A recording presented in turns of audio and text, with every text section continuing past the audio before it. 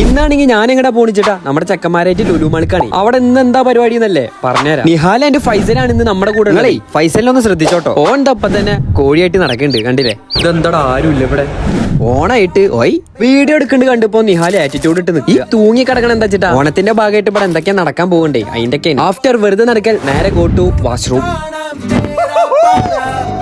ഇനിയാണ് മക്കളെ കാര്യങ്ങൾ കിടക്കാൻ പോകും. ഓരോ ബുക്ക് എടുക്കാൻ പോകും. ഇവരെ ഭാവിയിൽ ഇനിയിപ്പോ ഏത് TV എടുക്കണം എന്ന് ഇപ്പൊ തന്നെ പ്ലാൻ ചെയ്ത് വെക്കുക. ഈ കൊച്ചു ഭൂമിയിൽ എന്തൊക്കെയാ നടക്കണ്.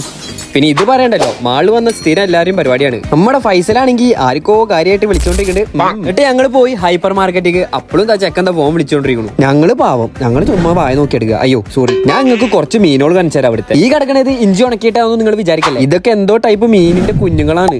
അങ്ങനെ വേറെ മീൻ നോക്കാൻ പോകുമ്പോ ഇതാ വീണ്ടും ഈ ചെക്കൻ ആർക്കോ കാര്യമായിട്ട്. അതെന്തെങ്കിലും ആവട്ടെ, വന്ന വഴിക്ക് കിടക്കാം. മെയിൻ ആയിട്ട് ഞങ്ങൾ ഇന്ന് വന്ന് കുറച്ച് പലതരം വെറൈറ്റി മാഗീസ് പർച്ചേസ് ചെയ്യാൻ വേണ്ടിയിട്ടാണ്.